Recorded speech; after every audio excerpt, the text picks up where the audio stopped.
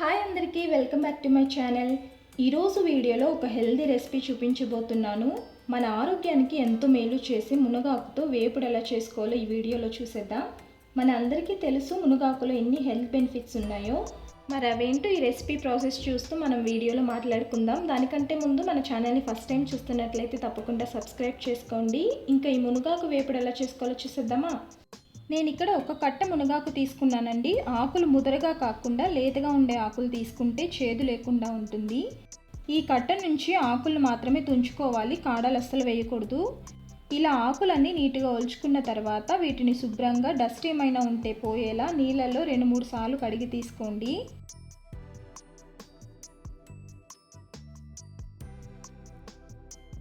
ఇలా ఆకంతా నీట్గా కడిగి పక్కన పెట్టుకుందాం.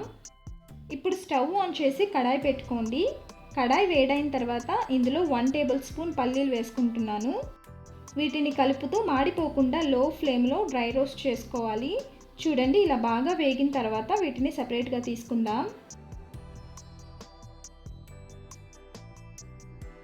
ఇప్పుడు ఇదే కడాయిలో ఆయిల్ వేసుకోండి. ఆయిల్ కూడా ఎక్కువ వేయనవసరం లేదు, 1 స్పూన్ ఆయిలే సరిపోతుంది.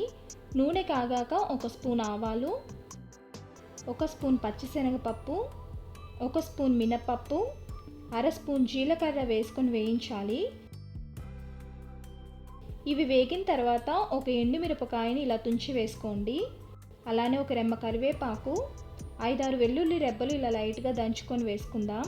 వీటితో పాటే సగం ఉల్లిపాయని ఇలా చిన్న ముక్కలుగా కట్ చేసి వేసుకోండి.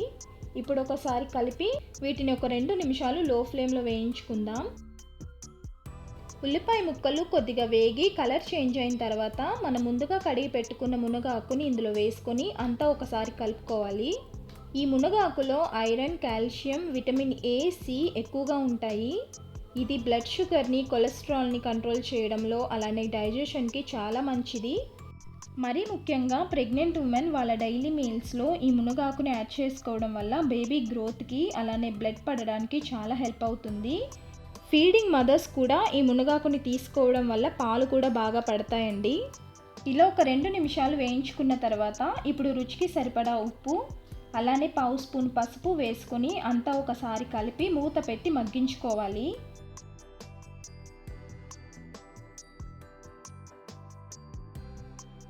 మనం లేతగా ఉండే ఆకులు తీసుకుంటే ఇలా మునగాకు నుండి రిలీజ్ అయ్యే వాటర్తోనే ఇది ఉడికిపోతుంది. లేదంటే కొద్దిగా ఒక 1/2 కప్పు నీళ్ళని వేసుకొని ఉడికించుకోవాలి. నేనైతే ఇంకా వాటర్ ఏమీ యాడ్ చేయట్లేదు. ఈ నీళ్ళన్నీ దగ్గరికి ఎగిరిపోయే వరకు దీన్ని కుక్ చేసుకోవాలి. ఈలోపు మిక్సీ జార్లో మనం ముందుగా వేయించి పెట్టుకున్న పల్లీలు అలానే 1 టేబుల్ స్పూన్ ఎండు కొబ్బరి వేసుకుంటున్నాను. ఒకవేళ మీకు ఎండు కొబ్బరి ఫ్లేవర్ నచ్చకపోతే స్కిప్ చేసేయండి. దీంట్లోనే మీ కారానికి తగ్గట్టు ఎండుమిరపకాయలు వేసుకోండి. నేను ఇక్కడ 2 ఎండుమిరపకాయలు వేసుకుంటున్నాను. వీటిని మెత్తని పొడిలా మిక్సీ పట్టి తీసుకుందాం. చూసారు కదా, ఈ విధంగా గ్రైండ్ చేసి తీసుకుందాం. ఈలోపు మునగాకు నీళ్ళన్నీ దగ్గరికి ఎగిరిపోయి ఆకు కూడా ఉడికిపోయింది.